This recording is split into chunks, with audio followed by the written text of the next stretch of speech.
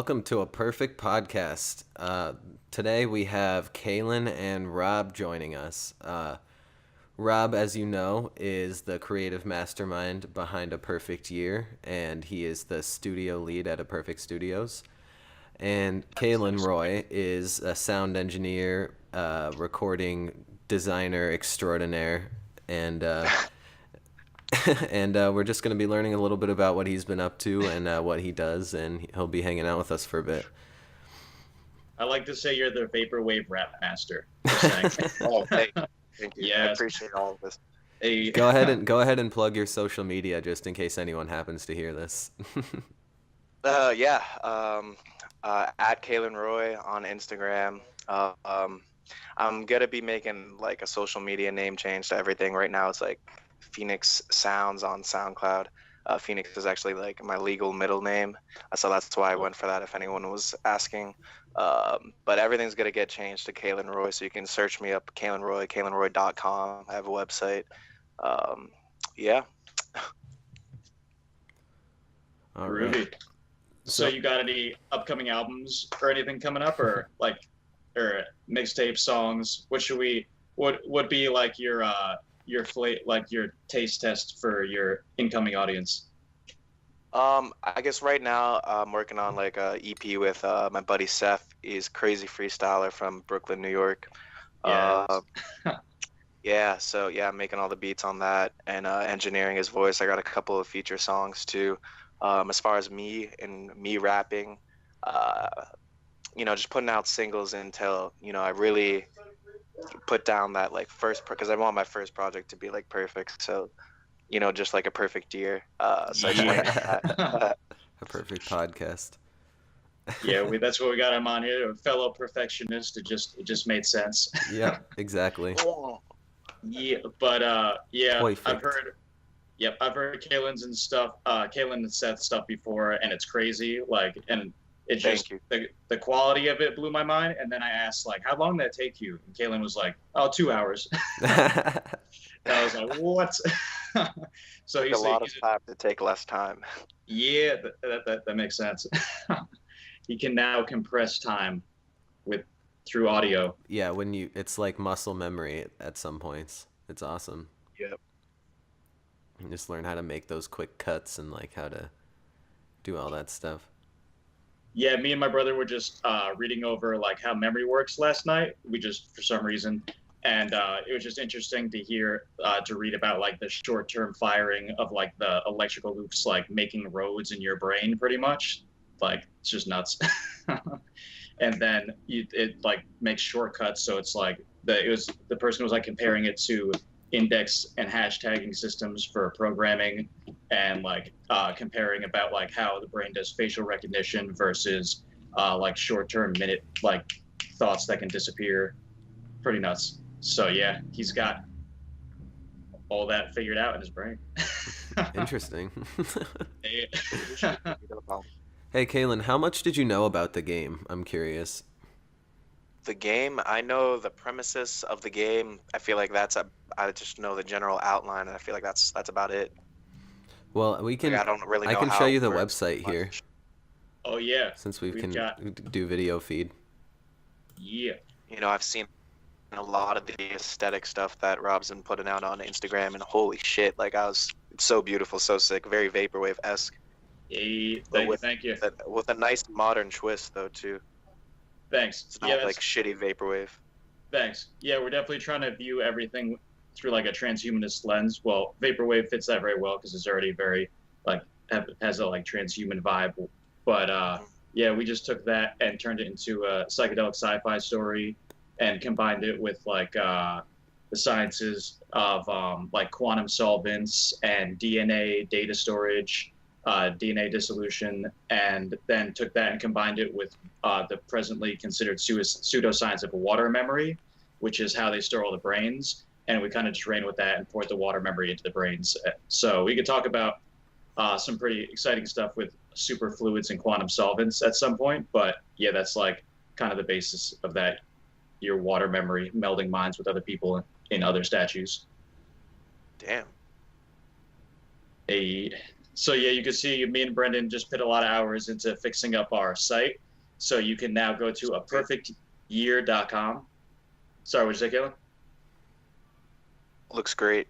Site looks great. Oh, thank you. But yeah, and also watch out for our coming Kickstarter, which is launching on June 28th. And that is because those are the first two perfect numbers discovered by the ancient Greeks. And it also happens to be my birthday in some weird numerological coincidence. Yeah, I was just telling Khalen that. Yeah, that's super trippy. That's awesome. Destiny. Yeah, right? Destiny. Maybe What? some things are. That Kickstarter button reminds me of something. It looks like some logo. Supreme. Yeah, I guess. Yeah, Is it Futura? I like it. You should change that. I think Change it to Avenir. Yeah, we could definitely make that look more like a neon sign. That might be cool. Like, I feel like it's pretty close to right now, but we could try and make it look even more of just like a neon sign. Oh, that's cool. Yeah, you got to put a glow effect on the letters. Ooh, yep, there we go. That's what it needs. Do you want to watch the trailer, Khalen?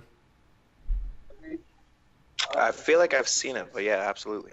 This is new. I don't know. It's Oh, pretty maybe not. recent. Oh, yeah, Oh, there's a ton 13 of- minutes. No way. Yeah, this is our 13-minute trailer, The Holy Dido, which it's called The Holy Dido because Dido was the queen of Carthage that killed herself for her love.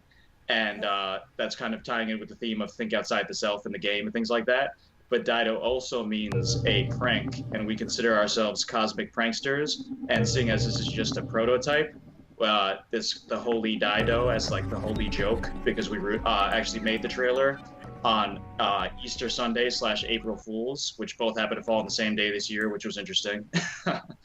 And it also ties back into the name of the studio, Hypostatic Studios. Hypostasis being the combination of mortality and divine in Christ, and we like embed that philosophy in how we run the studio, like not taking ourselves too seriously, realizing our mortality, but also having divine digital aspirations, which we try and realize through the game. So yeah, we try and, as people, I think like our studio like keeps it like we joke around a lot, and it's not like, I don't know, Brendan, would you agree? Like, it's not like Oh, yeah. Would you say? We try to keep everything really loose and light and keep people happy and having fun. Most of all, we want people to have fun, you know, and like what they do. True. And we're definitely like tightening up. I think we've learned a ton from like working on this, on how to manage a team this size, because we've had a lot of like kinks in the road with figuring out how to run just the spaceship, in this case the Prosopon, and of our diverse cast of creators, ranging from like programmers to artists to musicians to psychologists, like interacting with different students in science and the philosophy departments and just all across campus at RIT. So basically making it like a neural network in the game that we form as a team in front of our eyes through what we learn. So, and we definitely want to keep that running, just keep importing all the information that we learn in real life into the project. And that's kind of built into the gameplay. So we could just keep feeding the players more and more information and have the players feed in their own information and everyone just learn along in this social experiment that is our video game. Yes. I was thinking yesterday we like to call it psychosomatic social experiment. Oh wait, psycho something. We'll figure it out. Oh yeah, and Brendan, you want to show them your crazy QR thing you did today? Yeah, see, I don't know an easy way to pull it up without showing off a bunch of stuff. Oh, okay, that's right. Yeah, check out. I gotta be secretive with how I use my desktop here. Yeah, true. And also, like, that's part of what Brendan's been working on with his crazy marketing campaign, like this subversive social experiment where we're going to go around and put up these crazy QR codes, which look like circuit boards, and just do a whole bunch of cosmic pranks, just like the Holy Dido Flies cosmic pranks, just doing our thing. So that's all part of the plan coming up. Definitely stay tuned for that. Follow our Instagram. You can see the Instagram button on the website. Like that's where our main we lay out the scheme type thing. So definitely follow our Instagram for lots of new images, videos, and updates. But yeah. It kind of sucks. So Khalen, what do you think of the trailer? Yeah, I gotta say, everything's coming along like so well. You may have said that you had some trouble managing a bunch of people, you know, in a team, but it's not showing at all. This shit is looking crazy, dude. There's shit in this that I've never even seen. Like, yeah, this part right here. Like, what is this? This is so many layers. Yeah, exactly. All the different hypostatic pools you can jump into. Just all these different worlds that we're trying to create. So yeah, these right here are the aesthetic mechs. They're part of the Venus vehicles that you use to carry your water memory throughout space and explore exoplanets with your friends. So everybody, as you can see, there's like you can change both the moving marble on the outside of your mech, and then you can change like the lights, which are like the soul solvent inside. So you completely design the look of all your characters out on the Prosopon, your moving marble. We eventually want to make it where you can scan yourself in and have yourself as a statue, and then like change your marble and customize yourself and things like that, do crazy stuff like that. But yeah, we want to make the game completely customizable. It's definitely a goal.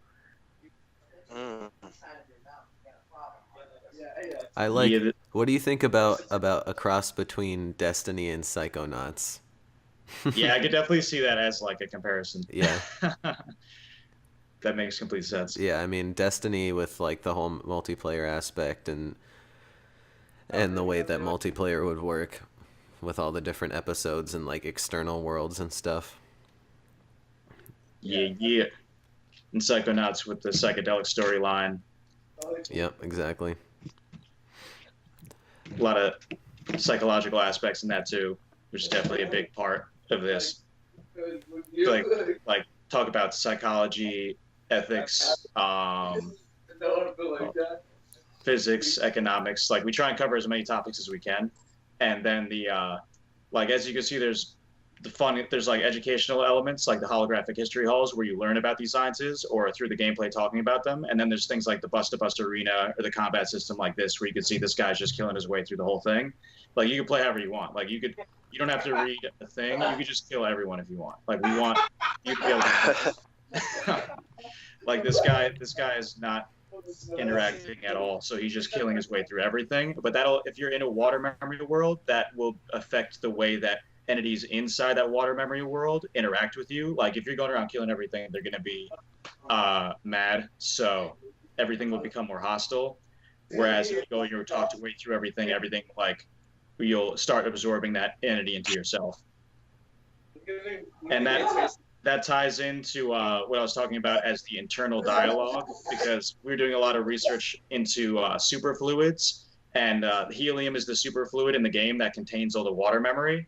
And so if you pulse a sound through superfluid helium at a certain frequency, it actually forms the particles into a a double helix like DNA, and they don't know why, which is crazy. So the DNA is going to be inside the superfluid helium, and when superfluid helium is cooled to an absolute zero, the subatomic particles overlap to act like one giant particle.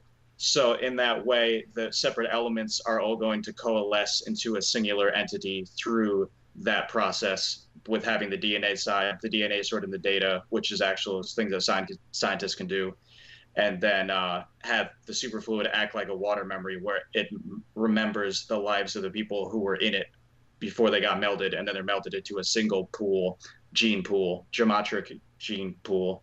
And then that pool is used as a lens, because superfluid helium is used as a lens in spectropics to study electromagnetic waves and all these type of crazy things. Again, we're going to tie electromagnetic waves into the waves of the water memory, and have the Prosopon's like third eye lens be made of the water memory that's used as a giant spectropic device to study the universe outside and decide where humanity's going.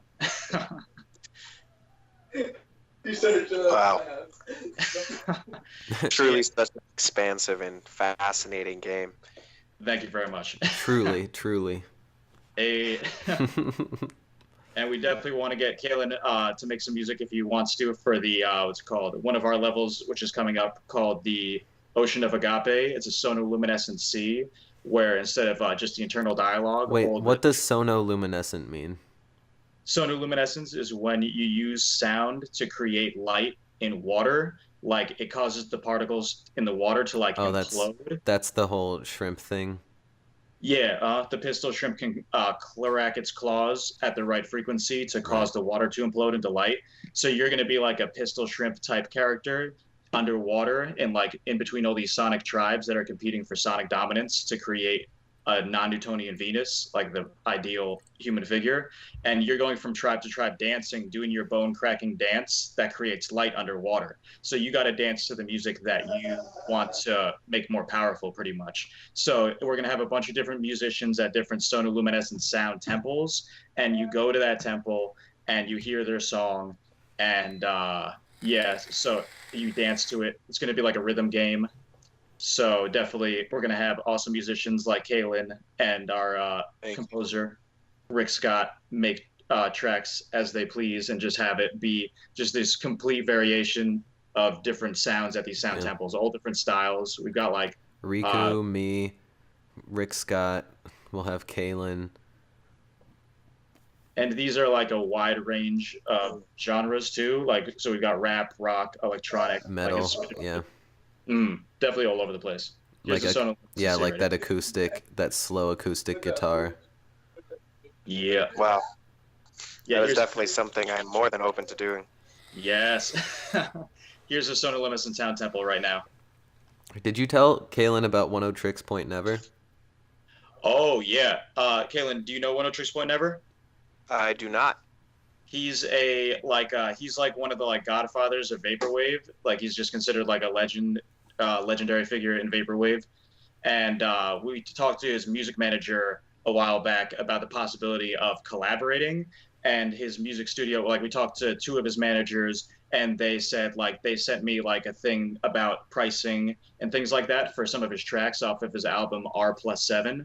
So it's basically a matter of covering the like licensing fees at this point.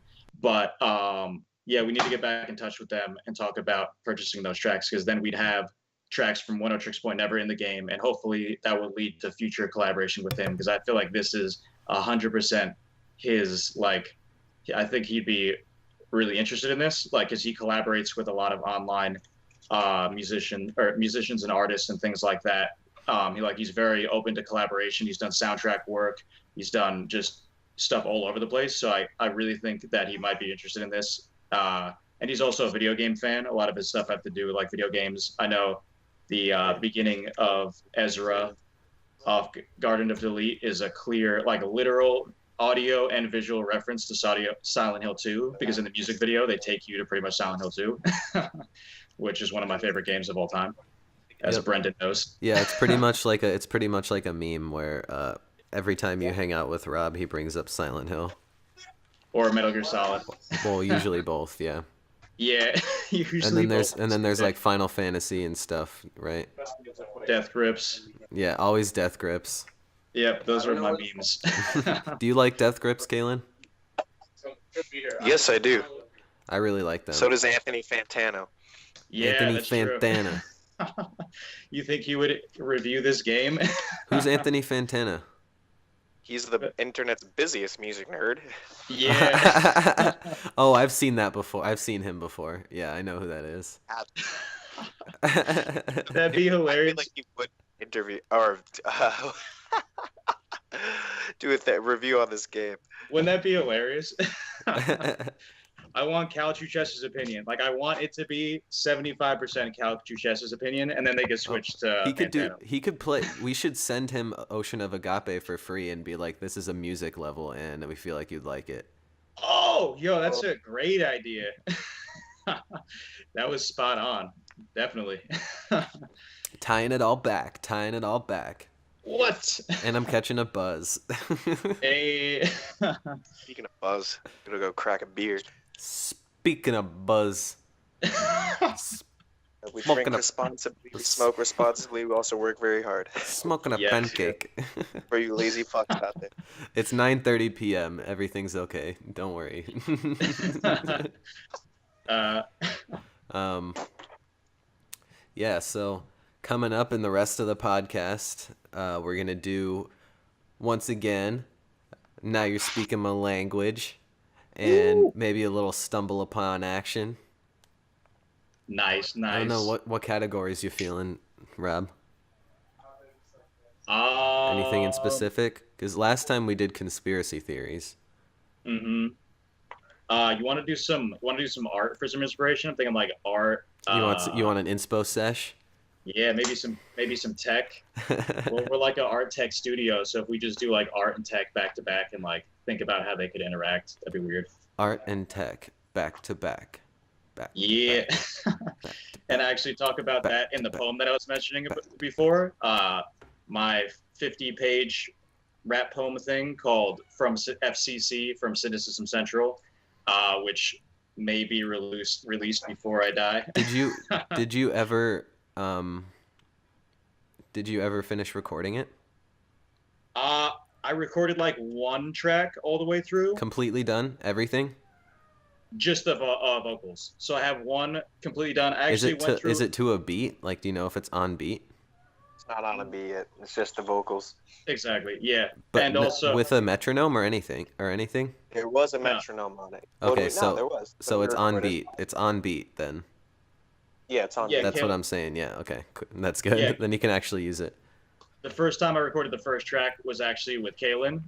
We recorded in his apartment, and it went like it was a learning experience. I hadn't done it at that point, so it was very like my vocal takes weren't very solid. But Khalen gave me a ton of advice, really good advice that I used in the RIT sound studio about recording, how to record right, like just old types of recording principles and stuff like that. Yeah. That helped me out a lot. And I just remembered I actually did YouTube get all 10 tracks recorded, and vocals only though, of different quality. I was thinking we could make one of those songs like the subject of one of our interesting things we've got going on. Wait, what were we gonna make the subject? We could make one of those songs like the end goal. Which Or- song? One of the recordings that you've got. Oh, okay.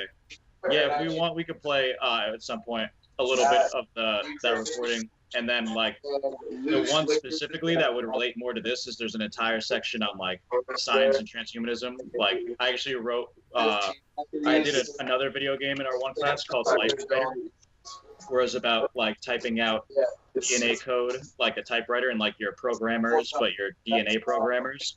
And I wrote like a whole little rap for the team. It was like soon to be life writer, type AGTC like typewriter, like just the whole thing about like typing out code. And that's like that whole song. I like the one line, suicide by science, peel back my myelin sheath. Logical violence, striving to see the light unleashed. Blinded by Dolby, I die for what we're holding. Like it just goes on like this whole. So you definitely check that out at some point. Who's playing the bongos? That was me. Those were good. I don't know that you would be able to hear that. Oh, trust me, Khalen, I can hear everything that's going on in that room. Everything going on in this room, really? Yeah. Brag on Adam Tito Kraus. Shouts out. So, you know what my question is? When did it go from shout out to shouts out back to shout out? That happened? What? Yeah. Yeah, I was about to say. Do you know what I'm talking about? Mm-hmm.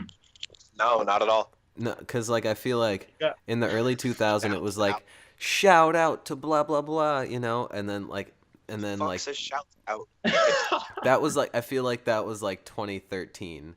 It was like shouts out to something, shouts out, you know, like shouts out to blank, and then now it's back to, now I think it's back to shout out. Shouts out. Not shout outs. Shouts out. Shouts out. That sounds like an Eric Andre skit. They should make it happen. Bird up on the street. Hannibal Buress. Yo, what if we got Hannibal on this podcast? If he could do his Morpheus rap live, that'd make my life complete. Like Hannibal, last time I heard that. Hannibal, if you ever listen to this, just know we love you.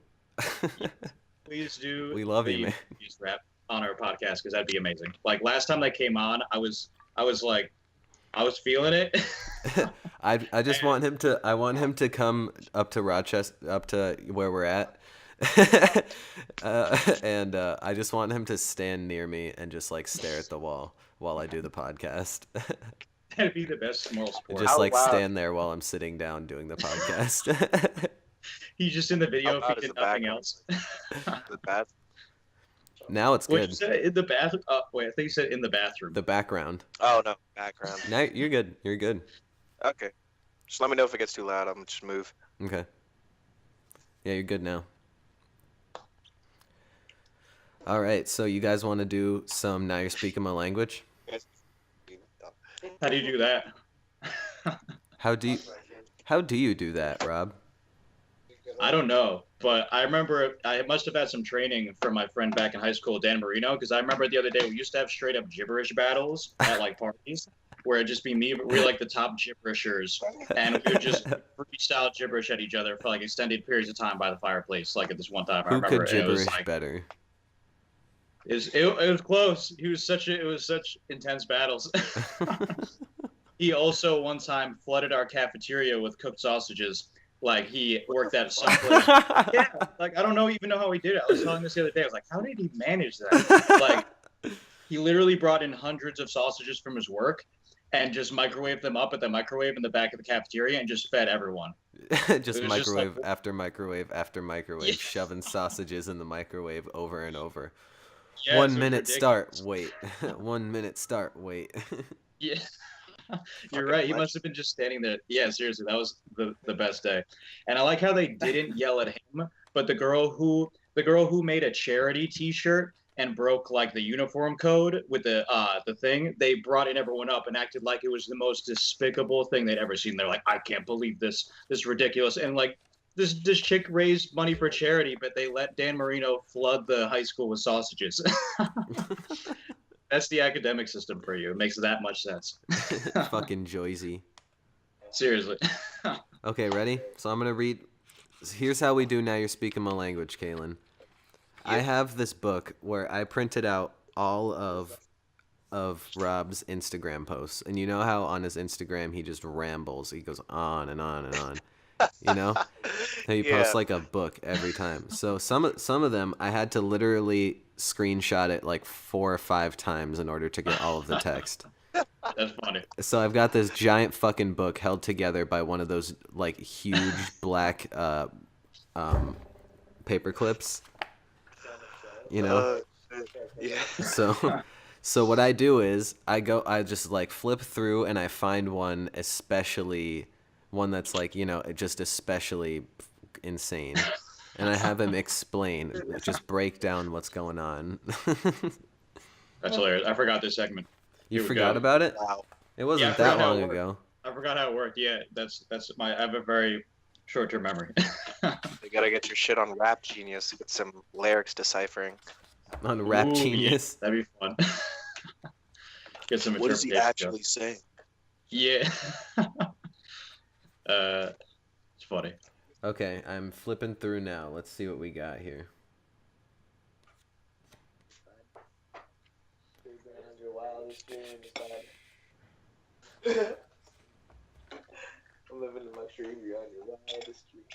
Some Turk boys here. Ooh, I found a good one. Wait, Ready? before I just had an idea. What if you went before you start? I just had an idea. What if you made a song where like how most songs like metaphors are trying to like allude to something else? What if like the entire point was like the entire structure made sense, but you were trying to allude to nothing the whole time? They're like, what's the meaning behind this? Like that song was what maybe our Alice in Wonderland already did that. I don't know. But or Seinfeld, either one. All right, where's that? Yeah, you ready to go? Yeah, we're good. May I start now, please? Sorry. Okay. I can't actually see Testing it. out more logo designs for a perfect year in the downtime while readying up our new promotional trailer. Added a cross-section plus below the prosoponic circle to signify the symbolic spaceship's soul-solvent propulsion system. Also, Soul-solvent propulsion system. Yeah, so what's a soul-solvent propulsion system? So the entire prosopon operates like a giant water clock. So so for Khalen, tell him what the prosopon is. The prosopon is the Greek theological term for the mask or the face or the tool that externalizes the self. So it's like an outer presence, and it could include like your face or a tool that you're using to externalize yourself, whatever it is. It's your like external force, whereas hypostasis is your internal essence, and as long as meaning like the in theology as opposed to like that.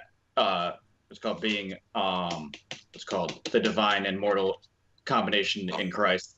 But so the prosopon is the tool to externalize the self. So it's distilling all the hypostasis, all the water memory, distilling it into everyone, and becoming the tool to externalize humanity into the astral arc, which is like this beam of information that comes from the prosopon's third eye, and like guides the ship. And so then that's the soul solvent. The soul solvent is the water memory that's propelled out of the ship at every experiment, because it's like I said, it's a giant water clock. I And see.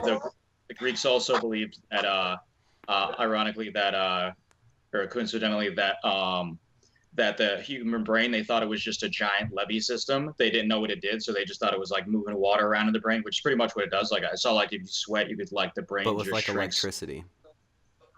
Yeah, yep. So this is like a tech update type thing of that, like a giant rope, like a giant psychic cyborg. And every time it's called the cognitive dissonance trials, where everyone's brains are called to be combined, and you get paired with somebody else based on this numerological system, where they're trying to siphon everyone down to a Mersenne 7, which is the Mersenne prime that makes the perfect number 8128. So are melted down at once in one go, and then there's less people, and it goes down and down and down. And every time the soul solvent is shot out of the soul solvent propulsion system, which is spelled with a stem, because the prosopon's also like a flower. It's like a tech flower human thing. It's like everything. Stem. Yeah, see that stem in there? I just throw a lot of those in there where there's like I hide the meaning of other things inside of the words of the names. Oh my god. Straight funny. I really sincerely hope there's a group of people who get into this and like want to know all these subtle little details. Yeah, that's the way to like. It's supposed to be just like a fractal spiral, just like the fractal nature of a reality. Like you can go deeper and deeper and deeper, or interact with it at any level as you want. So you could just, like I said, kill your way through everything, or sit there and decode this entire like crazy transhumanist epic, and learn all the secret meanings that of also the story, but also in doing so, also learn about our reality and science and things along the way. Okay. So now that we're 2 sentences in. That's hilarious. Okay.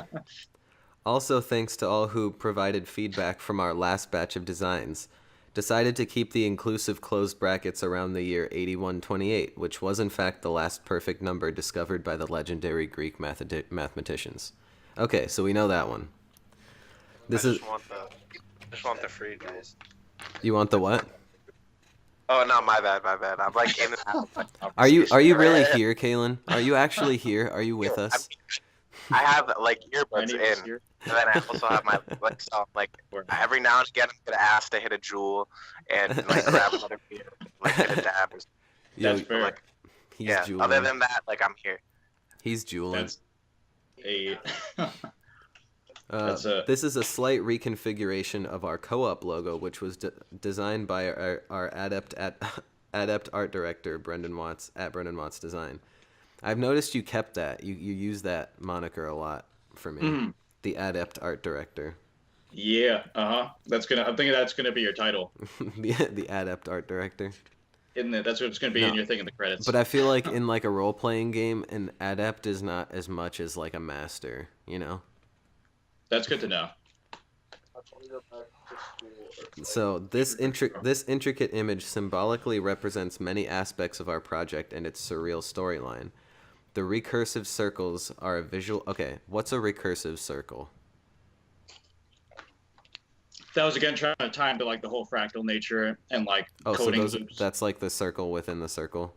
Exactly. Yep. Okay. That's why that's why it's supposed to be those endless layers again of meaning and gameplay, where this is supposed to be like an endless fractal. Isn't that concentric circles? I don't know. Let's look that up. I'll look it up on my thing so you don't have to. Let's see. If so, I'll have to do it. Yeah, if anybody out there listening ever finds anything factually wrong with what we say, like, let us know immediately. Send us an email, So receptive, so important. hypostatichumans@gmail.com. Yes. Oh, yeah, but the definition of concentric says, concentric circles are circles with a common center. Nice. Oh, common center. So this isn't concentric because they don't have a common center. Yeah, that's yeah, you're right. I am right. Yeah. Oh, that's it right there. That's what we were talking about. What was it?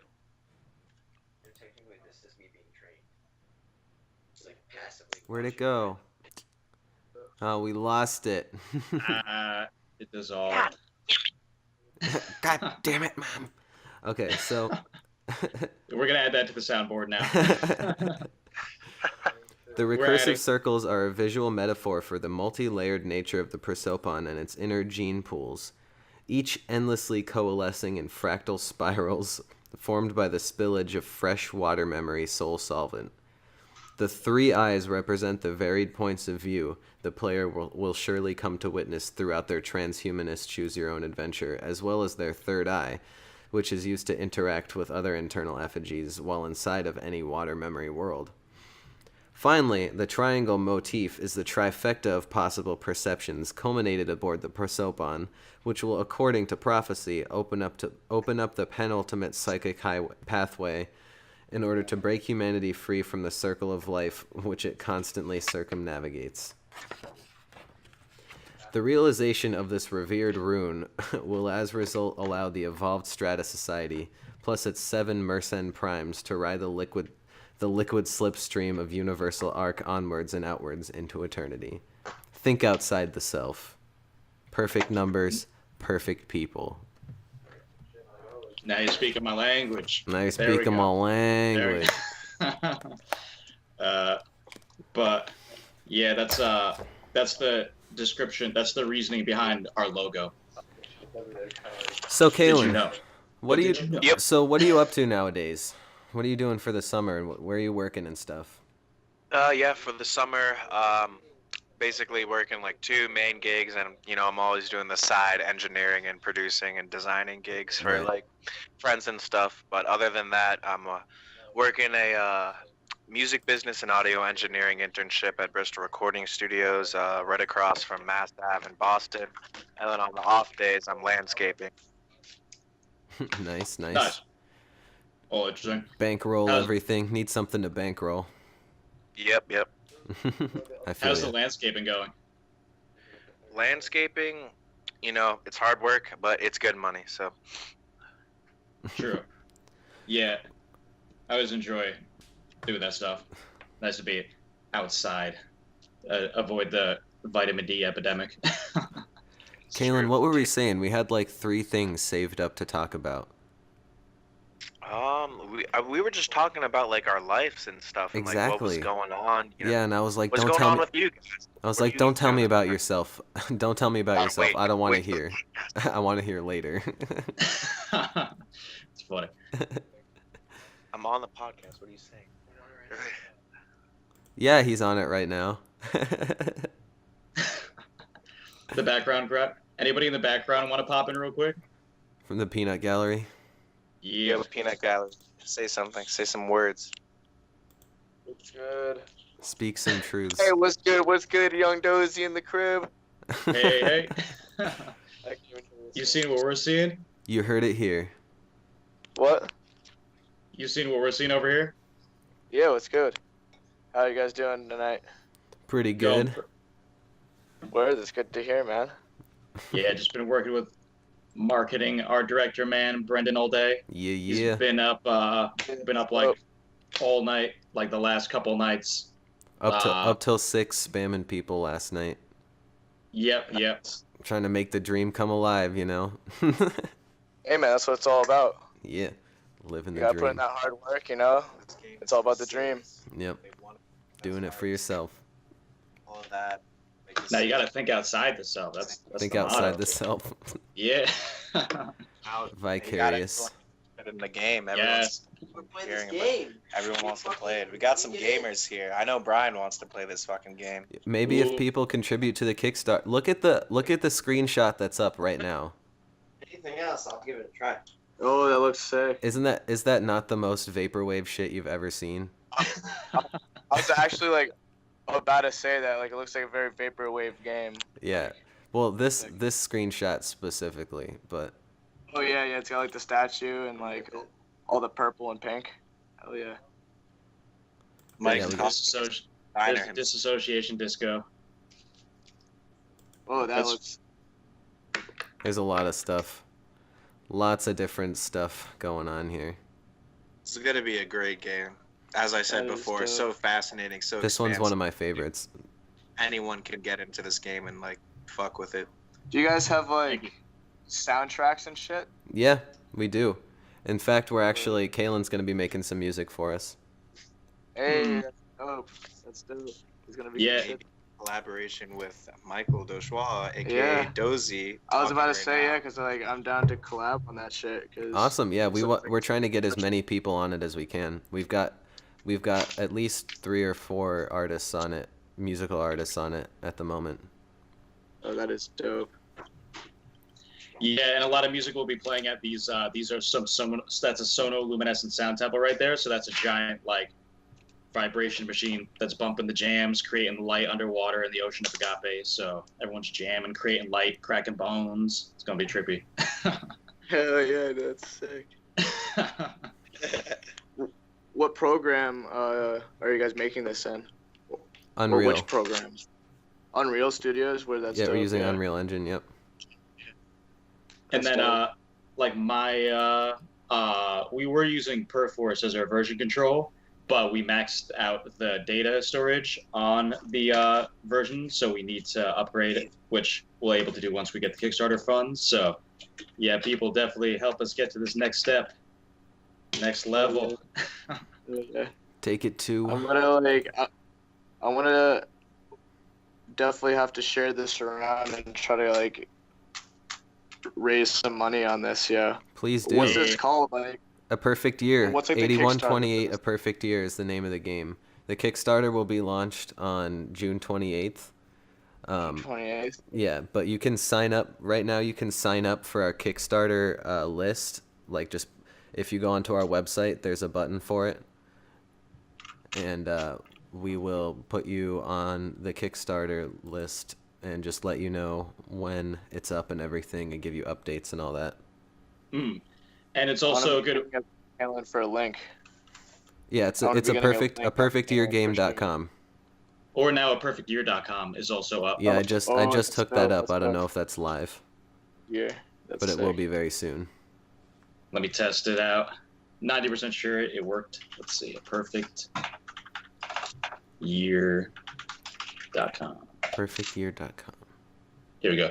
Oh yeah. Also, by signing up to the email list, Did it you work? Get. Yep, it works. Okay, perfectyear.com. Yay, we got that now. Nice. Even better. So yeah, and by signing up for the emails, you also get first access to a lot of the crazy like side games and pranks we're going to be doing through like me and Brennan were talking about marketing and doing like denatured DNA puzzles and We're gonna have dramatic- some crazy fucking tech puzzles going on. Oh, that's Some sick. some cool like fucking tech like internet scavenger hunt type shit going on. Yeah. Oh, that's dope. That's dope. Yep. So if you want to get in on these first puzzles, definitely sign up to the list, and we'll keep you updated with all the crazy marketing stuff we're gonna be doing. Weird. Heck yeah. That's dope. Yeah, and Yeah, then like, I wish we had like a speaker or something, so like they could hear the whole Yeah, we might. conversation and shit. Yeah, we can. 'Cause get there's, everyone like, in on this another podcast, you know, get more 3 into people this here that are game. just don't even know what's I going on. I gotta wait for Adam. Adam's on the phone. This is his place right Oh, now. yeah. This is so funny how we were doing like we were just doing that game or whatever. It just ended up being like a whole thing. I had an idea for that for you know, some of those explanations, because this game again is so expansive. I feel like you could add some of the you know, background stories, add some of the information within the loading screens. You know, give like just little like tips, hints, or little facts in there. That's a really interesting idea. Oh, I was literally yeah. talking about like 2 podcasts ago. I was like, Rob, this is a lot of info to just drop on like a base consumer. What are we gonna do besides like character dialogue to like convey all this info? Yeah, that's an awesome idea. That's a really good idea. You could be like, Definitely gonna do that. you could like give like glossary definitions. Be like, prosopon, you know, and then like define it, or like sonoluminescent sound system. That works so well. That'd be awesome. Yep, definitely doing that. But yeah, I forgot what I was gonna say. This is my favorite. Hold on, this one right here was my favorite. This is my favorite screenshot. The schizophrenic seaside. Yep, the lake, There's, the lakeside or whatever. That level is gonna be crazy. What's it called? You have to meld minds. Like, there's one statue on the ship who's like a notorious like narcissistic psychopath and is just doing really messed up stuff on the ship, and everyone's like, "Yo, stay away from that statue," and you get called to meld with it. So that's the first episode at this point. Well, there's going to be 4 seasons, and you can once they're all out, you can play them in any order you want. We might have to release them in an order initially, but the first 2 are going to be the psychopathic psyche and the tech heaven, and what's it called? That's, you also can decide through like the numerological system impact which one you go into first, because you know, if you don't want to play the horror level, if you're not a horror fan, go for the tech heaven, which is a sci-fi, like a real theological sci-fi thing with lots of beautiful visuals. It's like the light and dark side of the experiment in the first season, so you could see tech heaven's going to be really beautiful, and psychopathic psyche is going to be really really intense. Dark and intense. Yeah. So that clip that Brendan said that he liked is from the schizophrenic sea siren, the schizophrenic sea spider siren, or we're gonna work on the name, but basically the a lot psychopath. of alliteration there. Yeah. Yeah, I like that. I like that. Hey, thanks. So the psychopath is basically making a mental control system inside of himself by harnessing the mental illnesses of the psyches he's melded with and using them to create a control structure. And so there's all these, like, you start out in the psychopath's like blackened heart, and you have to go to each of its 4 like artery areas, and each one has a different mental illness inside that you have to face. So like the schizophrenic sea siren, she grew up on the sea, and the only sound she heard was the calming sounds of the waters. But then as she developed schizophrenia, all these horrifying sounds like rose out of the water and drove her insane. And she became a musician, and she becomes like she becomes a drug addict and gets abused by the system. And a lot of stuff happens where she like gets pregnant, but pregnant with thoughts. So she's shooting these streams of thought everywhere that she uses as like her like instrument, because she's a harpist. So she like plays the strings of her thought that are driving her crazy. You have to go through this crazy world to try, and you're the shadow of the self trying to get back into his own body, because the psychopathic psyche, what he does is he disassociates you. And so you're disassociated out of your body, and you're a shadow trying to get back into your body and escape the blackened heart. So that's the story of the psychopathic psyche, the base line. So if you want to see all the other areas. Episode Yep. 1. Yeah. Crazy analogies in there. Yeah. Yo, are you guys gonna have like cutscenes and stuff? I'm sure. Yeah. Yep. Yeah, because that would be sick. Like, have like some like, even if like I feel like I'm imagining like an anime cutscene type of things, whatever. Like that'd be like wild shit. But I don't know Yeah, if that would like just to fit. tell the story. We could do that. Yeah, that'd be pretty cool. We could definitely do that and have it like drawn on what looks like a hologram. Like it could look like a holographic, Oh, a fuck holographic yeah, storybook. Dude, holy shit. Yeah. Hey. Man, dude, fucking. I like it. That's dope. Yeah, it's like, did you guys ever play Borderlands or Borderlands 2? Yeah. You know how yeah, there's like the echo recorders? You Yeah. could do something like that too. Ooh, my brother loves Borderlands. Yeah, Tell him where- about this. Like you pick something up and then like automatically there's like a voice playing in the background telling you backstory. Yeah. But like you don't have to go pick up Bioshock is the kind item. of like that too. Hmm. Yeah, we have Bioshock is that. actually we already started doing that because it's called we recorded some audio. If you look at the one statue in the schizophrenic Sea Spyron's house, it looks different, and you're going to be able to like dissolve items into your third eye, and then you'll have the memory that's in them inside of your head, and you'll be able to listen to the audio playback. So that was one of the ways we're going to like tell the Sea Spyron story. Like Isabel recorded this thing where she was like, I grew up by the beach, and all I heard was like start kind of like reminiscing about her time Yeah, when I she was remember left that. alone in the house. So yeah, you're going to be able to absorb all these items into your eye, which are like either story items or they're called homeopathic remedies to tie in.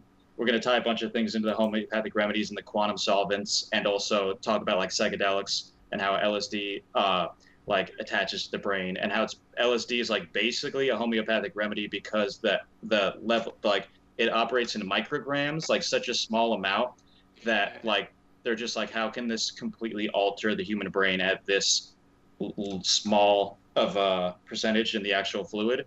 So they finally figured it out, and they're going to use that to administer actually medicine for like mental illnesses, because the way it attaches, it like gets stuck in the serotonin receptors like crystals or something. We'd have to look into that, but they're going to try and use that and like hijack that to administer medicine long term into the brain. And also, there's just tons of new science coming out about the therapeutic and pharmacological, whatever, uses of psychedelics, which are all coming out. So the hippies were right, but You're right at all. even dolphins think so. Dolphins love LSD. Really? Hell yeah, I bet, dude. Yo, dude, dolphins are like insanely smart. That I actually heard of this like a study where they basically had like a tank of dolphins and they taught them how to like read symbols kind of out of like echolocation, or no, like they had like a light board that would like light up, and if the dolphin sent like an echolocation like a sonic like wave towards it, yeah, like a sonic wave at the light, the trainers would basically give it a bunch of fish or whatever. So Right. a bunch of them learned just how to just go up to it and be like ding ding ding or whatever, and like these like combinations of patterns and like they're like, okay, now here's a bunch of fish, and they would just like chill all day and just eat a bunch of fish like that. And one container had LSD in it, and they were like, ding ding. They hit that one once in a while, but that's interesting. We got to make that a puzzle in the game. Oh yeah, that'd be cool. The dolphin puzzle. Yeah, definitely. Yeah. Pistol shrimp chilling You know, with his dolphin buddies. It's not insane to think that if the humans weren't like the dominant upright, animal in the world, that it could have been dolphins.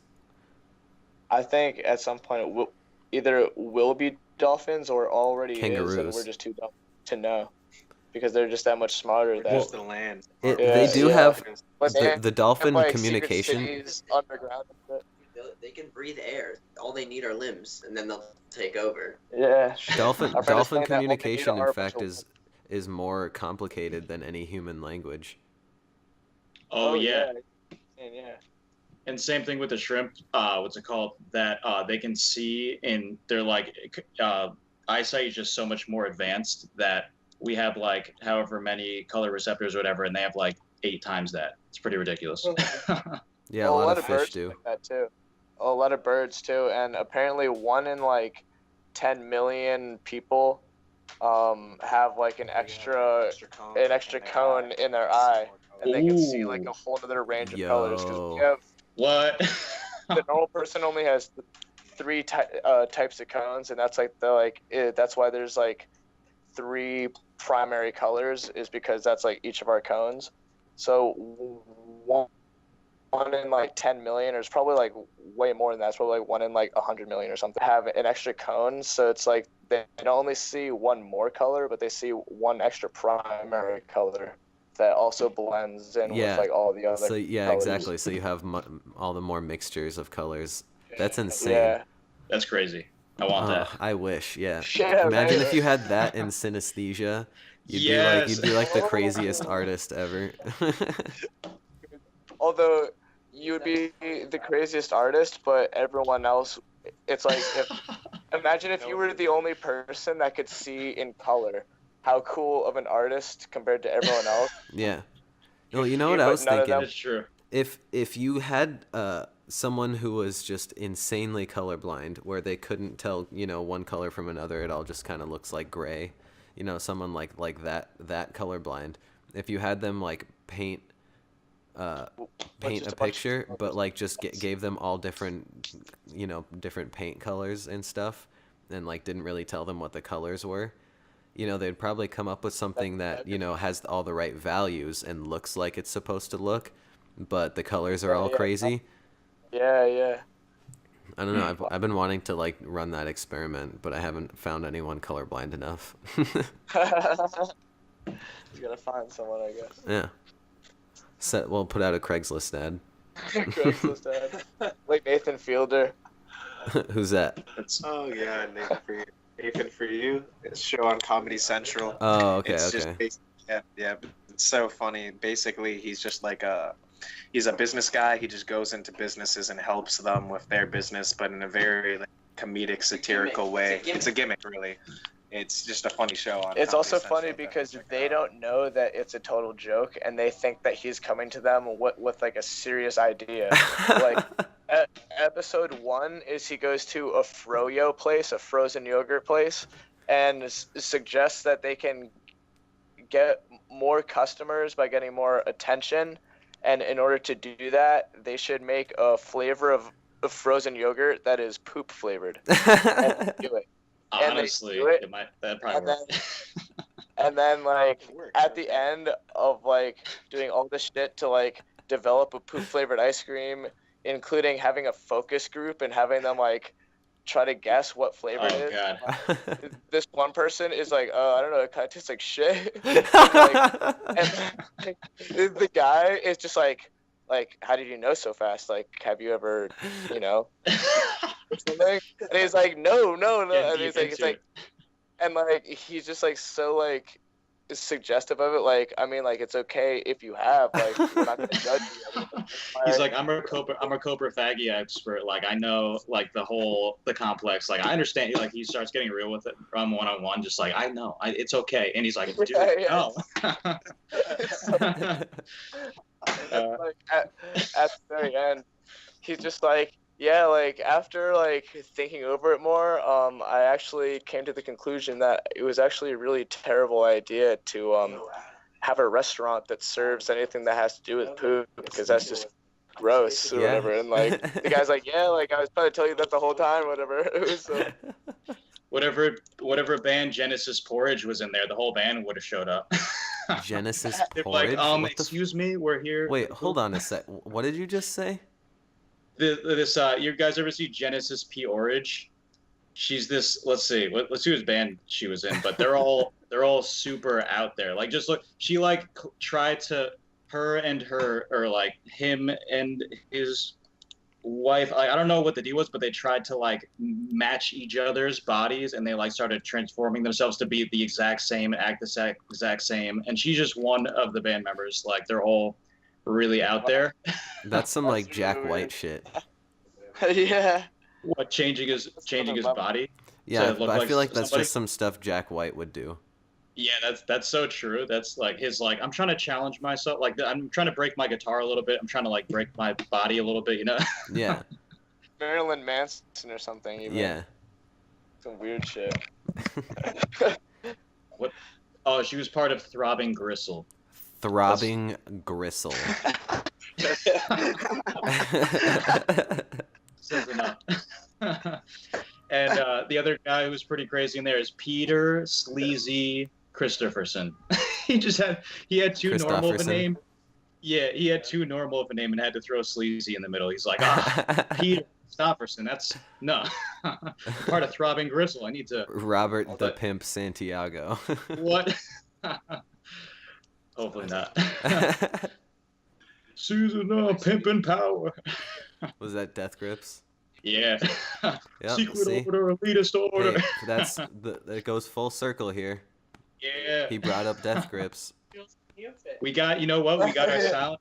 We got our Silent Hill. We got our Death Grips. We didn't get Metal Gear Solid, and doesn't make any sense because Kojima just released the new trailer for Death Stranding. We got to get Kojima in here. A while though. Well, I know Yeah, you I'm not can. trying to give myself cancer.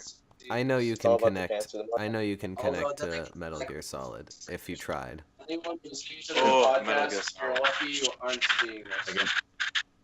But Death Stranding, Oh, yo, we should get the speaker going. I feel like we don't Death. have it on. I feel like Death Stranding is all about purgatory and cannibalism and the afterlife and like the Big Bang. Well, they keep saying about. I think that's what they're going for. Yeah, let's use the phone It will speaker. pick up. In Metal I'm Gear just saying. Solid? I'm just gonna tell him. No, Death Stranding. Oh. Yeah, that's my theory. I'm a- That's my theory on Death Stranding is that they're all carrying those babies because they're all trying to get into a new baby in the real world, but they're all dead, stuck in purgatory, and they have like these beings that are like watching over them and like making them struggle in order to get like a baby to become the best person. They're like seeing the best people and can survive and get a baby to become in reality. Yeah, so I totally want to get all my other buddies that I'm chilling with right now in on this game, so they know more, more people to connect it and I'm sharing the link on Facebook, shouts out all that. My Facebook So just got I'm hacked. just trying to Bluetooth Like, a few this days right ago. now to the speaker. I tried to So I'm log on, gonna it's like, just we go.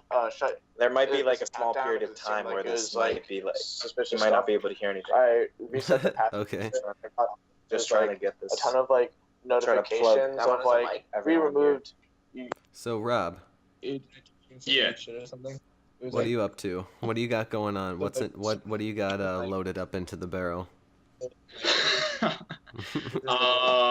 Let's go. Let me think. We got this going on. Me and my friend Matt Vicanti, who hopefully we're going to get on soon. We're going to start jamming, and that should be interesting. Matt's hoping to come on as an interior decorator, like for the game / musician / just do a whole bunch of random parts of the project because he's got like me and him went to high school together, and yeah, we've known each other since freshman year of high school. We were like in all the same classes just by coincidence, and we became like best friends and just have been through crazy shit. And he's good. He's recently got support from his parents to focus on the project full time, so he's going to be joining us as like a permanent member and try and do whatever he can to add to the project. But yeah, definitely a very psychedelic character, very all different types of music and stuff like that. So we're hopefully make some crazy stuff. I was doing some Yes-esque jams before. That was fun. So Yes-esque. yeah. Some Imagine- classic prog rock. Yeah, imagine like Yes and Sigur Rós meets Death Grips, and I feel like that's like maybe where it's gonna Holy go. shit. Rob, Brendan, Yes. can you hear me? Yeah. Okay, we got this on the Bluetooth speakers right You now. sound like you're trapped inside a computer. I was gonna say, did they get you? They haven't got me yet. I'm still standing. You gotta put the USB stick in every once in a while. That's how I feed. Yeah. We gotta have somebody plug the thumb drive into the computer every once in a while and give me some fresh data. Yeah. I'm just enhancements, man. You know, 10, 20 years, maybe I'll get some AI enhancements, and then I'll be a crazy human being. Maybe. Now I was thinking, what if we're all cyborgs in the future? We What if already it's are. what if it's a couple days away? We don't even know. Yeah, no, I mean, some people have like metal rods in their legs and shit, and like pacemakers. I mean, we're getting there. True. I mean, think about how much we rely on computers and stuff to do like day-to-day work, and like. Well, yeah, I wouldn't have any idea what the fuck to do with my life if computers didn't exist. It would be a completely different story. Mm. And pretty soon you're going to be able to drink your data too. Called because they're doing like liquid. That's what I made the joke about liquid state drives on the post today, is because they're trying to make like liquid data storage type things and like store it in the crystal somehow. I don't know exactly what they're doing, but like the amount it could hold, like I think like 50 terabytes in a teaspoon of water, something like that. Still not as much as DNA, but it's like they're trying. Right. And but imagine. We learned that it was like 50 megabytes or something. That's how much data all of your DNA is. And what's it called? And DNA can store up to 5 petabytes of data per gram. Of so water. That's like, yeah, in a drop of water. So that's like, imagine how much data you could store with just like an eye drop. You could do eye drops of data too. All right, yeah. So imagine if scientists try to invent a way to store data in DNA or like RNA or something, and they make it, and it's like we can hold like insane amount of terabytes in like a single molecule, like this DNA memory stuff, and then they make it and it's dank, and then it's like it basically accidentally made like a crazy virus, and it's just like the most advanced fucking crazy virus, and it's just like makes people crazy zombies and shit or something. It's just like just has like a crazy downturn. Like that'd be rips wild. apart their DNA and Yeah. fucking mind. Hey, that Or could like be the beginning of season 2 or something.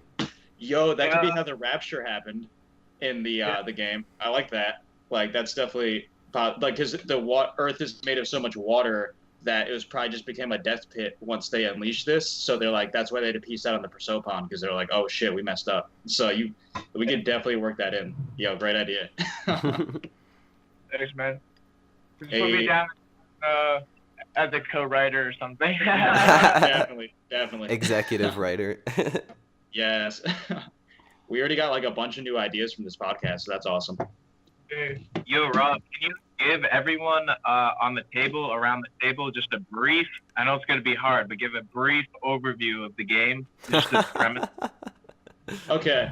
That's So, that's an oxymoron, I think. Yeah. This is a good challenge, though. All right, so in the year 8128, the last perfect number discovered by the ancient Greeks. Wait, hold on, stop. That's verbatim, the first line right here. I've got this down. How many hours have I had to like scream this at people at these Imagine RT things just on loop? Like it's ingrained in my brain at this point. In the year 8128, the last perfect number discovered by the ancient Greeks. These neurons are dug deep. A at this point. futuristic They're like... society. No, go for it. But oh yeah. So a futuristic society is trying to perfect humanity on that year to commemorate the perfect number. And to do so, they're melting everyone's brains down into water memory by using the sciences of DNA data and quantum solvents, superfluids, absolute zeros, Bose-Einstein condensation, and using them to combine these minds and then pour them into these Greek statues, which are the psychic cyborgs, which they like live in now. And so you're melding minds with other players, other like characters in the games. So everyone's constantly changing. The story's constantly changing. Everyone's decisions change. You're going into new worlds, which are water memory worlds. And you live on the inside through the water memory worlds, and then you live on the outside through your strata statues, and you live with your friends on the ship waiting for the next trial, and you can go out in space in these aesthetic mechs and explore planets and try and find other alien life to bring like the intelligence back. Like one of the things is like they discuss is crystallized intelligence. There's different like thought fraternities, philosophical fraternities on the ship that want to do different things with humanity as the project goes on. So they're all fighting, and everyone's choices are saved in the astral arc, which decides the future episodes, how they come out pretty much. So it's like everybody's decisions are being saved. They affect the internal world, they affect the external world, and they affect the storyline. So it's all very meta. Very meta. Oh, meta. Is it? I always love my pronunciation. Bagel. Yeah. Bagel. Yeah. Which one do you guys say? Data or data? Data. I say data. Weird. All right, I fuck with your game. All right. Yeah. What? But I feel like for some reason, if it's data mining, it's got to be data. Oh, you're right. I That's don't know. weird. Right. Data mining. That was data snag. mining. I don't know. It's just because. I'm tripping myself up now. Yeah. Yeah, everything's being called into question. Yeah, we're gonna have a whole committee, like a team committee, and decide how we're gonna say this. Like color is gonna be another one. We're all gonna have, like how to spell it. There's gonna be a U in there. Well, it depends on if you're in England or America. Lure. Did you say if we're gonna make anything for America? No, I said it depends on if you're in England or America, if there's a U in color. Oh, okay, that's funny. I thought you said, well, it depends if we're gonna make anything for America. Like, there's a little trade block right there. Nothing for America. Everything. Yeah. Only for America. Madagascar. Yeah. Very select audience. Yeah. I think Serge Tankian from System wouldn't come to the U.S. because of Trump for a bit. Like he's like, nope. I'm staying But I in think Armenia, thank you. Yeah. Does Armenia Armenia was never like an actual country, right? I'm not sure. You know who can tell you everything about Armenia is Serge Matt Tankian. Vacanti. Him too. But Matt Vacanti actually met Serge Tankian, and What? his grandma was in the Armenian genocide. Do you guys know who Serge Tankian is? Yeah. He's the singer from System of a Down. Oh, of course. Yeah. Yeah. Yeah, he Yeah. has. Oh, what were you gonna say? Or it's the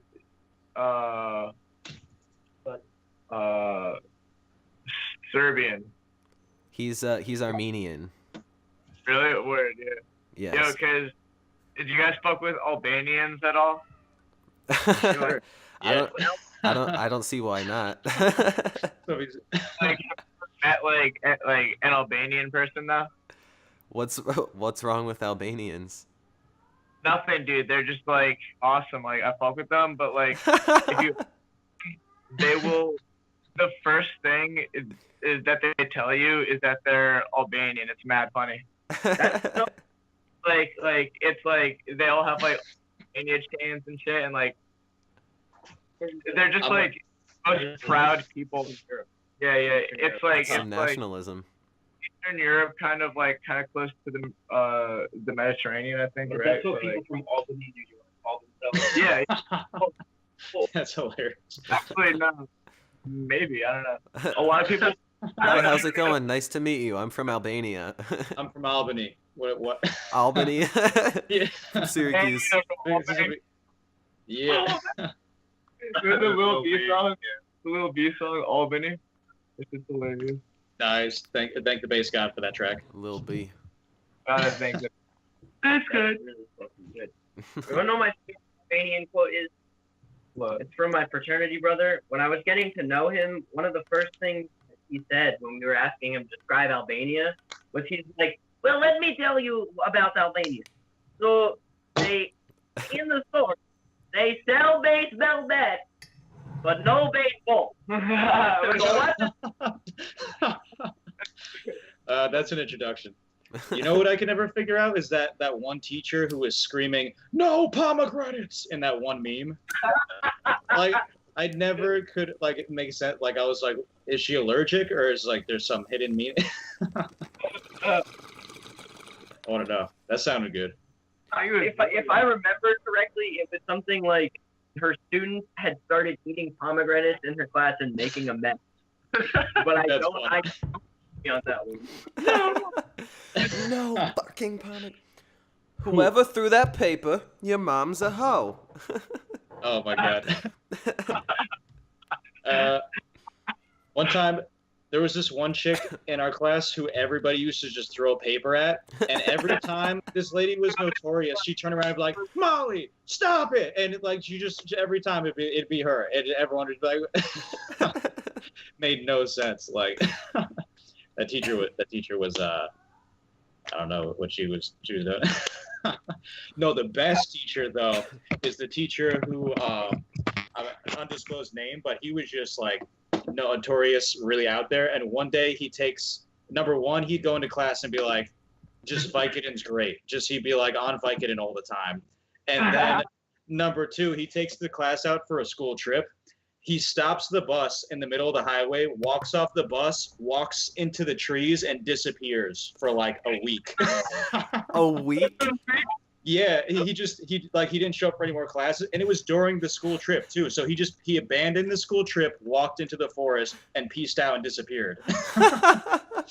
And then when he came back, the school was like, "You're fired." It's like, where were you? Was I gone? Yeah. Sorry, the Vicodin was calling. Like I had to run. Oh Ridiculous. my god. He's like, fuck it. He just walked out. Fuck it. For like a while, and for how long he was just in the woods for. Or he like walked to another street and like took a taxi or some shit. Yeah, true. Yeah, it took him the whole week to walk back. And then I just walked back and deal with these fucking kids. Yeah. Like maybe he heard a call from, maybe he had some Lassie shit where he's like, somebody's drowning in the well, and he went to save somebody, and the school just sucks. Like, I'm gonna petition to get him back there. Yeah, the interesting teachers. This is why humans probably shouldn't teach humans like en masse. Like, I don't know. Like, I feel like the school system needs to change. I'm ready to, like, if I had a kid, I would definitely homeschool them. And well, like, I mean, so you guys are all in Mass, right? Yes, we are. You guys have the best school system in the United States. oh damn. Yeah. It did have the best public school system. Not all of us are going to school in Massachusetts now because we're college. Well, now, students. yeah. I mean, but you know, coming up, you guys had like the best foundation, like the best like educational foundation before college that you could have had in the United States. It's a liberal fucking state. Yeah. I mean, yeah, I lived there. I lived there for a bit. Yeah, and I remember the school system because I moved from California, and I remember they were a full year ahead from where we were at in really? California. Huh. Yeah, the school That's really systems in California, the public school systems are god awful in California. Damn. Yeah, just terrible. There's no money, and there's no incentive for the teachers to want to teach correctly or well. So they're all like complacent as shit, and they don't want to do anything. So nothing's interesting, and no one wants to learn. You know, That sucks. it's a drag out there. It really is. It's bad. And there was a lot of drugs at my school too in San Diego. Like a lot of heroin and stuff. I'd walked in on kids doing heroin in the bathrooms. Like not like shooting up, but smoking heroin like with like aluminum foil and shit. Really? Only one that I've seen. No bueno. That's fucked up. Mm. Yeah, and from what I hear, the quality on the West Coast of heroin is like very different from the quality on the East Coast. And it's like a lot more dangerous and bad for you on the West Coast. Mm. That's what when you hear black tar heroin, that's from the West Coast. That sucks. They got good weed with bad heroin. Yeah, exactly. But they have meth over there, so at least they got that going for them. Oh damn. Yeah, apparently the what's called opioid epidemic in New Jersey continues to dive bomb. Like my one friend dive bomb as in get worse or get better? Yeah. Apparently it's just getting worse. Yeah. Because my one friend's girlfriend works at a clinic, and like even the psychology department around here. Like I went to go one time to like trying to make an appointment, and they were like, "You're gonna have to wait like a couple months." I was like, "What?" Like, Holy shit. yeah, like imagine somebody having a dire psychological crisis. Like the health services are just stretched so thin that it's like unless you because you could pay a lot of money for one, but that was like a free clinic, and it Right, was yeah. just like I've used those services before. yeah, just the wait time was ridiculous to even be seen. I was like, it's crazy. Gotta hopefully as things get more automated, You're gonna just exponential. talk to an AI. That'd be Tell me interesting. your problems, Robert. Did you see that Google call thing that he made to make businesses, where now the AI is like pitting in really accurate like ums and just like humanisms that you can't really tell that it's an AI anymore. And then Oh people, yeah, no, I've heard about this and it literally gives me goosebumps. yeah, people in the audience looked creeped. Like there was like some people Oh, who were like, "Hey," and the other people were like, "Oh shit." that's yeah, it gives me goosebumps. What if so say you are on Tinder, right? And you are gonna meet up with a girl and she's like, yeah, I just I like to talk to people on the phone before I meet up with them, and it's got like this formula, of what to say when you call, and like it knows what to say when you answer and all that, and um, like it can read what you say because that's how, I mean, of course, that's how an AI works. Like it knows what you're saying and it makes like an actual thought about what you said and then forms a response, right? Mm. So you could really just have like a virtual relationship. That's what that movie was, Her. Oh, that's what that was. Yeah. I've been wanting to see that for forever. Yeah. I think There's there's like an AI that goes along with like his computer and phone and stuff, which is all like synced up in it's like a not so distant future kind of deal. And it he like basically they get an upgrade on everybody gets this upgrade on like their phone, and it comes with this new AI, and he like they fall in love together, but it turns out that the AI just is getting like smarter and smarter, and spoiler alert, by the way. Whoa! I haven't seen it. I haven't seen it. Wait, let me take my headphones out real quick. uh, Go. it turned just for any listeners or anything, whatever. It turns out that she wasn't stimulated enough from just this guy, and that since she was growing, she needed more. So she was talking to other AIs and other humans, and when he found out, he was like devastated, and like she was cheating on him. But of course, they'd never had sex. They had like basically the equivalent of like phone sex. It was super weird. What's this movie called again? Her with Joaquin Phoenix. Wow. Did you call the AI a whore while I was away? I thought I heard that. A whore? Yeah, I thought I heard No, that. that's not. Okay. That is not what I Okay. said. Ooh, that's the only word I thought I heard. I thought I got some spoilers. I was Well, like, no. oh, that's cheating. Mine's in a place, Rob. Get it out of there. What's What'd that? you say? Mine's in a dirty place, Rob. Get it out of there. Yeah, I was about to. Yeah. Rob, you're the whore here.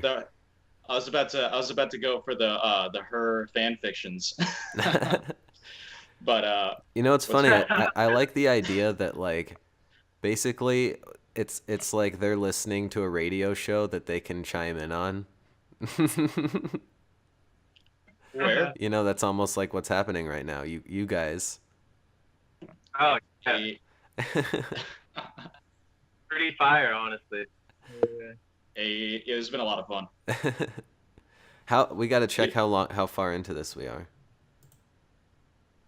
While you're doing that, another weird thing with AI I saw. Hour 22. recently. Nice. Yeah, maybe we'll cut it at an hour and a half, maybe. Yeah, we can wrap it up pretty soon. Cool. But one other weird thing that I saw AI do was, do you see where they like gave a bunch of drawings to the AI like deep dream program, and they were like, "What do you think? Like, make a human figure out of this. Like, if this looks like this, what would it look like as a humanoid, and it just made these like demon-esque pictures where like the eyes are all like faces are melting and stuff, like trying to turn these abstract shapes into something that looks like a human.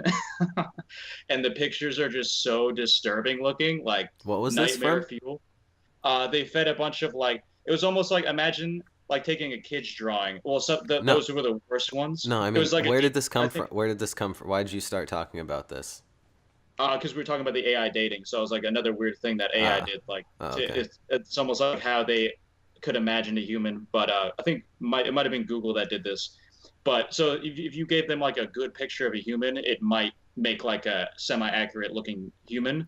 But say you give it like a kid's drawing where it's like a stick figure and it tries and maps its perception of a human onto a stick figure, it just makes the most like disgusting looking forms. Like there's a lot of like Christian like what's it called like anti-technological purists or whatever on the comment section, like, see, they're creating demons, this is why we have to stop AI. Like it's always that on the AI comments, like, see, they're gonna embed the devil chip any day now, like Beelzebub. Implant the devil chip.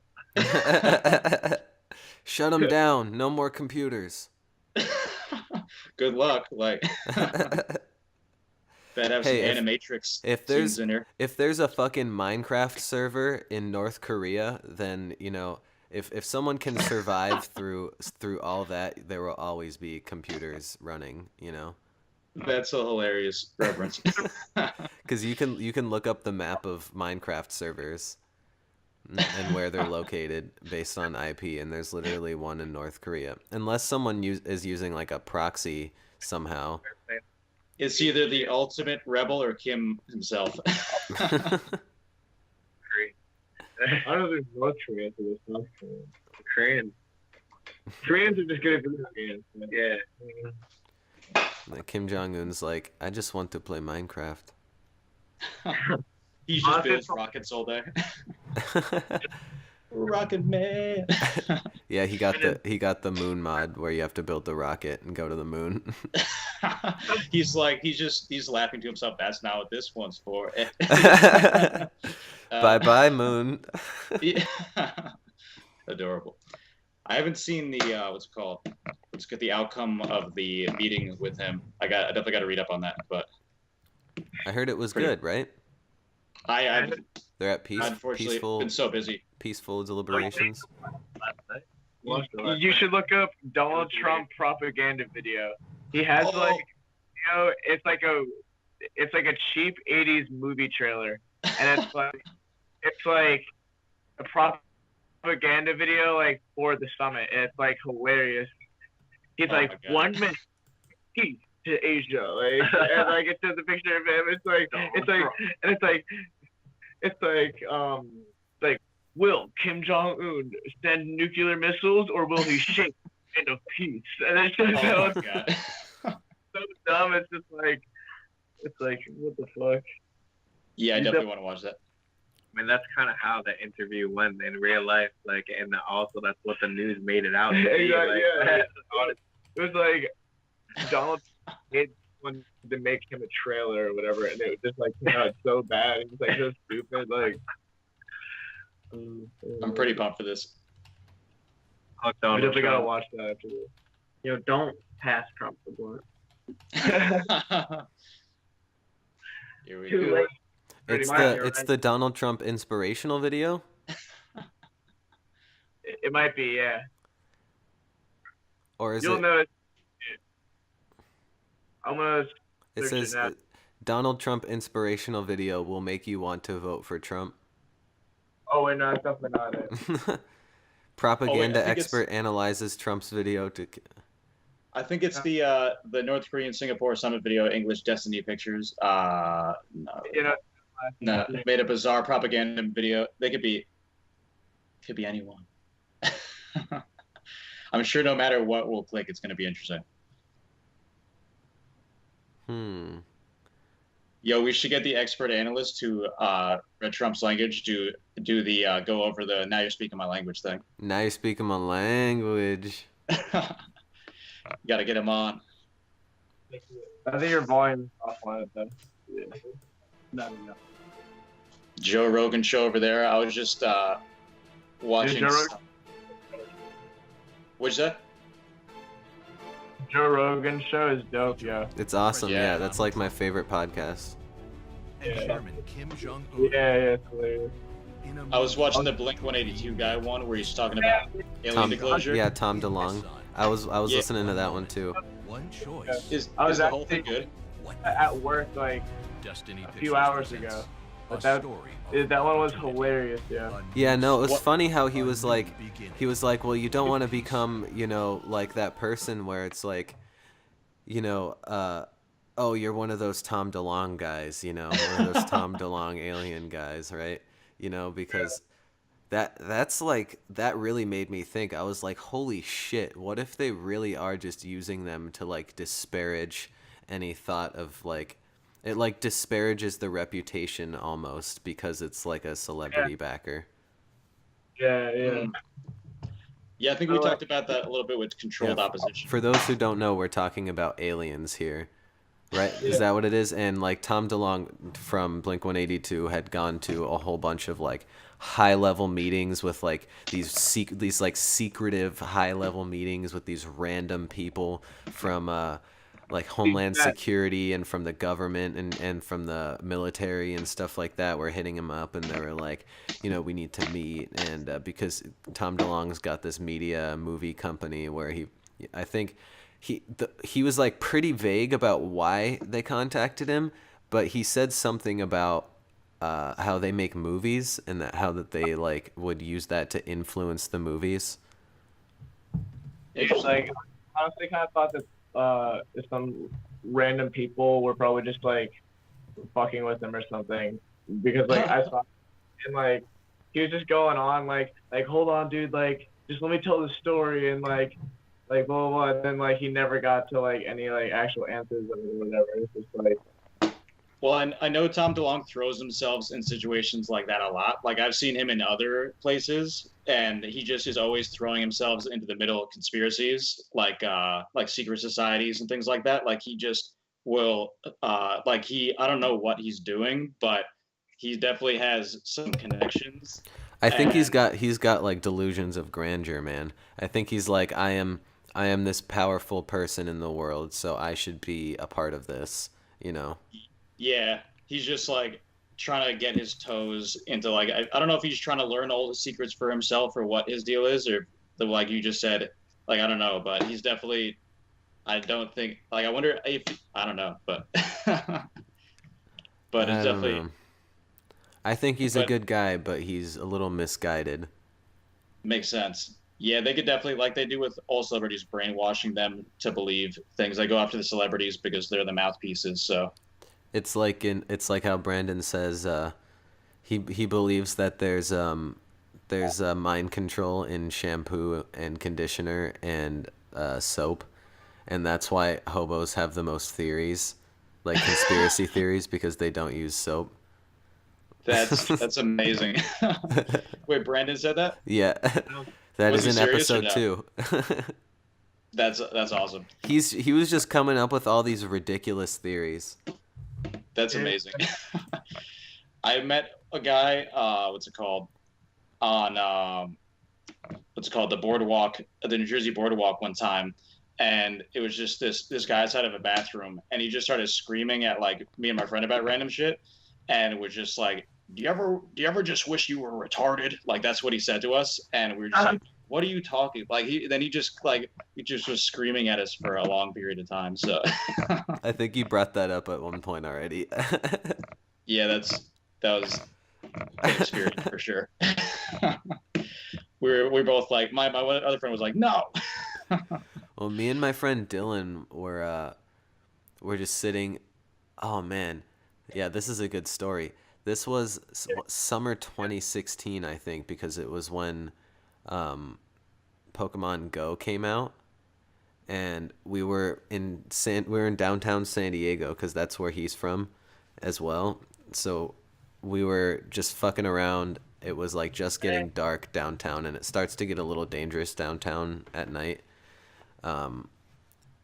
And so we were playing Pokemon. We were crossing the street in front of one of the town hall buildings, and we're by this like construction site, and we hear just randomly out of nowhere we hear this fucking blood curdling scream, like someone's in trouble, like someone's dying, like, you know, something is really wrong, you know. So we see this other guy who's on the street, and he's like, you know, he's like listening. He, like, you know, he heard it, and he's looking for and you can see he's like looking around. He's like trying to figure out where it came from. And so like the construction site is kind of blocked off from like pedestrians. It's got like that fencing around, and it's got like the sheeting on the fence so that you can't see into it. And and this guy was like jumping up and trying to like look over.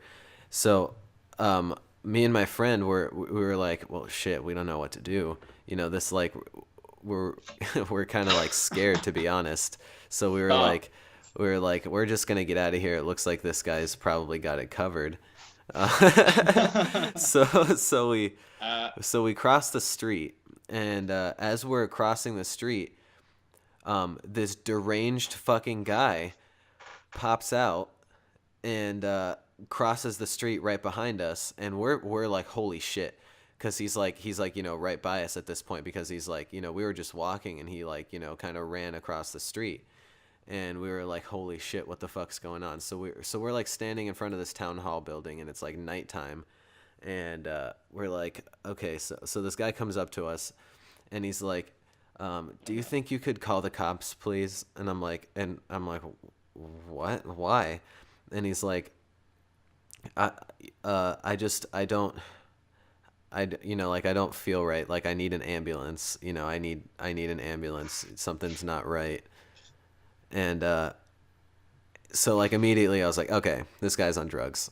You know, this guy's like you know, an addict, and he's like either actually cracking, like his brain is actually cracking, and like he needs to get help, or he's homeless and he just like needs a place, you know.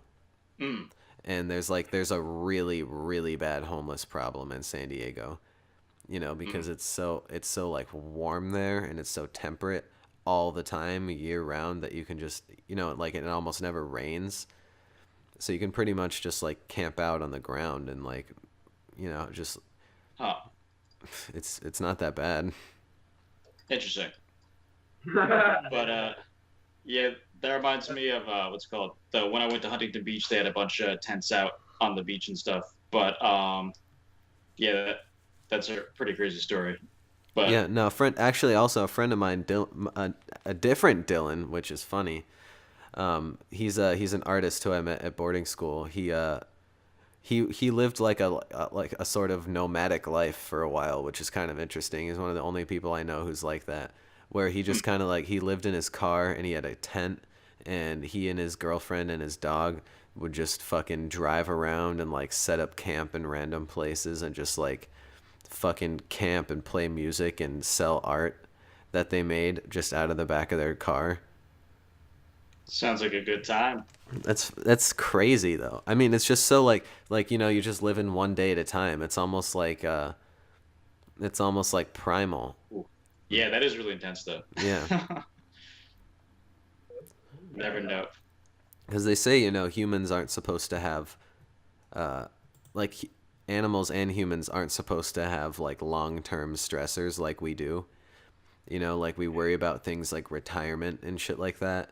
And humans, like physiologically, like, and also like emotionally and things like that, like you're not supposed to have long-term stressors like that. It wears on you in a way that was never intended before, you know, because things were never things like were this. like, yeah, it was never accounted for in our physiology to handle stuff like that. It's almost like we need to upgrade our RAM. Yeah, we shut it down. Yeah. A little bit. But what's interesting is, you know, so like you guys know about how it was in a period of something like a couple million years, and like for evolution, that a couple million years is not very long, like in the period of a couple million years, like the human brain, like the size doubled, and that is like, you know, what pretty much makes a human a human.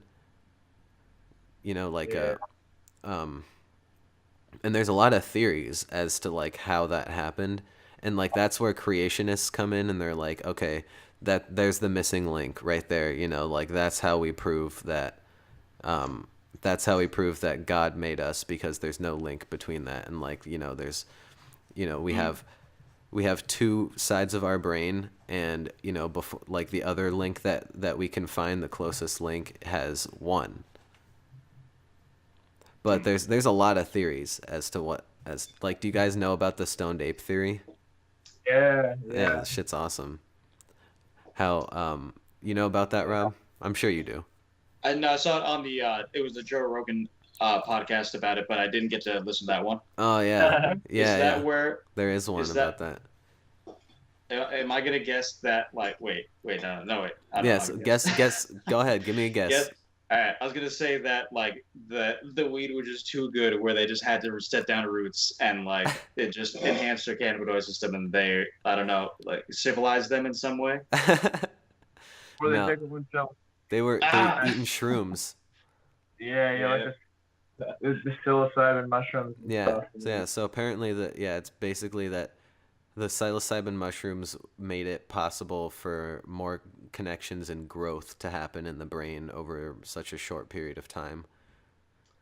That makes sense with like fungal intelligence, and I was looking at a lot of LSD research where apparently how it operates to cause a lot of the effects is by depressing the default mode network in the brain, which is kind of like the like if it was a train station, it'd be like that point in the middle that sends things to the right spots, like the turntable or whatever. And so it's that's when that's suppressed, all these different connections have to go different paths than they normally would, which is why you can see sounds and hear sights, because all of a sudden the guidance system is like depressed, which is like also has to do with like your ego. That's why people say ego death, because like your normal operating system is also, they said like if it was, you're a skier, if you keep skiing down the mountain same times over and over again, you're gonna have a path. But by depressing the default network, it'll level the snow fields to form new paths that will then be ingrained stronger when the operating system comes back online. So that makes a lot of sense with if it's forming new connections in a way that made the ape think in a different way. Yeah. I mean, and a lot of people will say, of course, I think part of it was harnessing fire, and part of it was, you know, because when you eat, say, like raw meat and raw vegetables, your body has to work a lot harder to get nutrients from it. It has to work harder to break it all down. And when you cook things, the nutrients are more available, and it's easier for your body to break down. So I feel like definitely cooking stuff was a huge thing for doubling our brain size. And also, what's it called? Interesting with the fire aspect is some people think that the fire that Moses talks to in the Bible is he was tripping on a local psychedelic plant from that area, and the fire he had the divine what's called realizations by the things he saw in the fire while tripping, type thing. Like right. And I mean, like an oracle type thing. Yeah, it definitely reminds me of an experience I had with like a wall looking like it was on fire, and I could not, like my friend was talking to me, and I could not pay attention to what he was saying at all, because I was just looking at this wall of colored flame behind him, and I was just like zoning out. Holy shit. Yeah, and that reminded me of the Moses thing later. I was like, yo, it was like the burning bush. I've had so many religious experiences. Like a redhead who doesn't shave. Oh God. But don't. I got him.